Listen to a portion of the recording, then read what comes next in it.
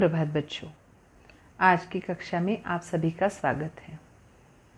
तो बच्चों, सर्वप्रथम हम हमारा आज का सुविचार देखते हैं जो हमारे पाठ से संबंधित है। जब ना हो कोई साथी संगी साथी पुस्तक ही तब मन बहलाती। जब ना हो कोई संगी साथी पुस्तक ही तब मन बहलाती।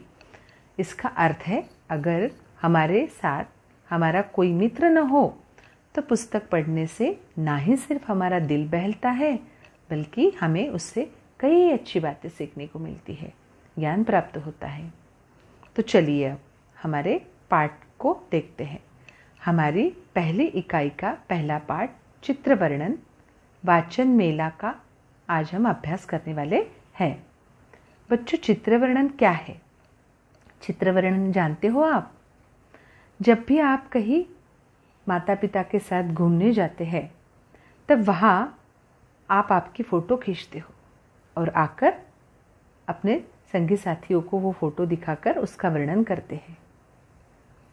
हम यहाँ स्विमिंग किया था, हमने यहाँ हम खेले थे, ये सारी बातें आप उन लोगों को बताते हो। उसे चित्र वर्णन कहा जाता है, जो चित्र से किया जाता है। या फिर जब हम स्कूल पिकनिक के लिए जाते हैं तो आने के बाद भी हम फोटो दिखाकर हमारे माता पिता को सारी बातें बताते हैं। इसे भी हम चित्र वर्णन कह सकते हैं। अब हमारे पाठ का शीर्षक जो है वो है वाचन मेला। मेला शब्द सुनते ही तुम्हारे दिमाग में कई सारी बातें आई होंगी। मेले में खिलौनों की कई दुकानें होती है, छोटे बड़े झूले होते हैं, आकाश पालना होता है ना? हाँ, बिल्कुल, ये सभी बातें मेले में होती है।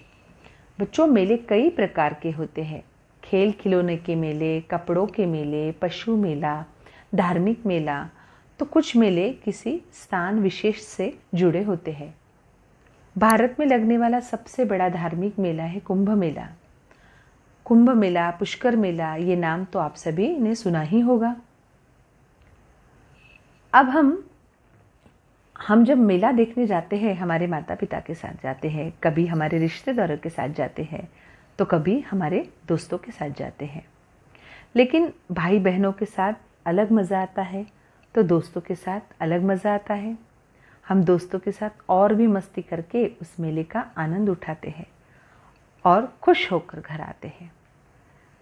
बच्चों, पर आज जो हम मेला देखने वाले हैं वो पुस्तकों का मेला है। यहाँ कई प्रकार की पुस्तकें रखी है, जैसे कि ई बुक्स है, ऑडियो बुक्स है, विज्ञान कथा, बाल साहित्य, किशोर साहित्य आदि। अब हम इन पुस्तकों के बारे में विस्तार से देखते हैं। ई बुक्स क्या है? ई बुक्स, ई बुक्स इसका अर्थ है डिजिटल रूप में ई पुस्तक। ई पुस्तक कागज की बजाय डिजिटल रूप में होती है, जिन्हें कंप्यूटर, मोबाइल एवं अन्य डिजिटल यंत्रों पर पढ़ा जा सकता है। हम इसे इंटरनेट पर भी पढ़ सकते हैं। दूसरा है ऑडियो बुक्स। ऑडियो बुक का अर्थ है सुनना। कभी कभी ऐसा होता है कि एक आध पुस्तक पढ़ने की हमारी बहुत इच्छा होती है, पर समय की कमी या कोई काम में व्यस्त होने के कारण हम उसे पढ़ नहीं पाते। ऐसे वक्त ऑडियो के रूप में हम उसे सुन सकते हैं। फिर चलते हैं विज्ञान कथा की तरफ। विज्ञान से संबंधित कहानियाँ इसमें होती है। कभी एक आध टॉपिक ऐसा होता है जो हमें पढ़ना तो ज़रूरी होता है, पर हमें रस नहीं आता। ऐसे वक्त अगर कहानी के स्वरूप में हो तो हम उसे पढ़ लेते हैं और हमें उसे पढ़ने में मज़ा भी आता है। वैज्ञानिकों की जानकारी भी हमें इसमें मिलती है। फिर है बाल साहित्य। साहित्य का अर्थ है भाषा। हिंदी, अंग्रेजी, मराठी, संस्कृत, जो पुस्तकें आपको पढ़ने के लिए चाहिए वो सब बाल साहित्य में मिलेगी। बाल साहित्य के बाद आता है किशोर साहित्य। किशोर साहित्य यानी कक्षा 8वीं, 9वीं और 10वीं के छात्रों के लिए, यानी किशोर वर्ग के लिए ये पुस्तकें होती है, क्योंकि बड़े बच्चे छोटे बच्चों की चित्रों वाली किताब थोड़ी पढ़ेंगे ना, इसीलिए उनके लिए अलग किताबें होती हैं। आगे चलकर चित्र में हम देख रहे हैं कि कुछ बच्चों ने ग्रंथ दिंडी निकाली है। यह कुछ बच्चे अपने कंधे पर पालकी लेकर जा रहे हैं। हमें पालकी में कुछ ग्रंथ दिखाई दे रहे हैं। आप सोच रहे होंगे कि पालकी में तो देवताओं की प्रतिमा या मूर्ति रखकर दिंडी निकालते हैं, लेकिन यहाँ तो ग्रंथ रखकर दिंडी निकाली जा रही है। आपको याद होगा बच्चों, पिछले साल हमारे स्कूल में वेदश्री मैडम ने कक्षा 7वीं के बच्चों के साथ ग्रंथ दिंडी निकाली थी। बच्चों, ग्रंथ यानी पौराणिक किताबें। हमें इन ग्रंथों का आदर करना चाहिए। रामायण, महाभारत, श्रीमद् भगवत गीता, मनुस्मृति जैसे ग्रंथ हैं जिसमें हमारे जीवन से जुड़ी कई अच्छी बातें बताई गई है। जीवन का सार इन सारे ग्रंथों में है। बच्चों, जब पुस्तक पढ़ोगे तो माता सरस्वती का आशीर्वाद हमें मिलेगा, है ना। अब ये जो यहाँ पर कुछ फलक दिखाई दे रहे हैं, इस ग्रंथ दिंडी में जो बच्चे हैं उनके हाथ में हमें कुछ फलक दिखाई दे रहे हैं।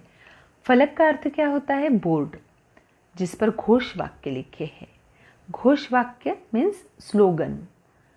तुम्हें फिर से याद दिलाती हूँ, हमारे स्कूल में स्लोगन राइटिंग कंपटीशन होती है जिसमें तुम लोग बहुत अच्छे अच्छे स्लोगन्स लिखते हो ना, तो उन्हें घोष वाक्य कहा जाता है। अब इन मेलों और प्रदर्शनों में ये घोष वाक्य सब लोग एक साथ, इस दिंडी में जो ये घोष वाक्य है ये सब लोग एक साथ मिलकर बोल रहे हैं। तो पहला ये है, पुस्तकों से पाए ज्ञान, जाने भाषाए विज्ञान। इसका अर्थ है पुस्तक पढ़ने से हमें कितनी सारी जानकारी मिलती है, कितनी ज्ञान विज्ञान की बातें हमें पता चलती है, कितनी भाषाएं सीखने को मिलती है। यानी पुस्तक पढ़ने से ज्ञान का भंडार खुल जाता है। इसलिए बच्चों, हमें निरंतर वाचन करते रहना चाहिए। बच्चों, आपको फिर एक बात याद दिलाती हूँ, डॉक्टर APJ अब्दुल कलाम जी के जन्मदिवस यानी वाचन प्रेरणा दिन पर हमारे यहाँ हमारे library teacher Neha Kulkarni madam पुस्तक प्रदर्शनी लगाते हैं और आप इसका आनंद उठाते हो। बच्चों, मराठी में कहते हैं वाचाल तर वाचाल, अर्थात तुम जितना वाचन करोगे तुम्हारा ज्ञान उतना ही बढ़ेगा।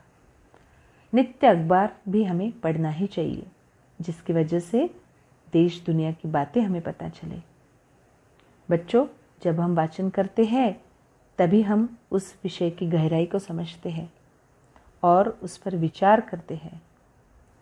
विचार करने के बाद हमारे मन में कुछ ख्याल आते हैं जिसके बारे में हम सोचते हैं, उस विषय को समझते हैं। हमें पाठ्य पुस्तक का भी वाचन करते रहना चाहिए, तभी तो हम प्रश्नों के उत्तर दे पाएंगे ना। हाँ, अंत में और एक घोष वाक्य है, पुस्तकें हैं हम सबके साथी, प्रज्वलित करे ज्ञान की बाती। साथियों, साथी यानी क्या? दोस्त। तो हमारे जितने अच्छे साथी होंगे उतनी ही हमारी सोच अच्छी होगी, हमारा व्यक्तित्व अच्छा होगा, वो और निखरेगा। और ये कब होता है? जब हम पुस्तक पढ़ते हैं। पुस्तकें हमारा साथ कभी नहीं छोड़ती, इसलिए हमें भी उनका साथ नहीं छोड़ना चाहिए।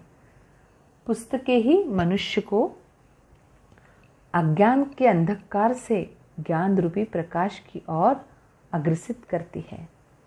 इस प्रकार वाचन मेले में जाकर हमें भी अपने ज्ञान में वृद्धि करनी चाहिए। तो बच्चों, इस चित्र वर्णन वाचन मेला पर तुम्हें मैं आज एक गृह कार्य देने वाली हूँ जो तुमको कॉपी में लिखना है। पुस्तकों पर 10 घोष वाक्य बनाकर आपको अपने कॉपी में लिखने हैं। धन्यवाद।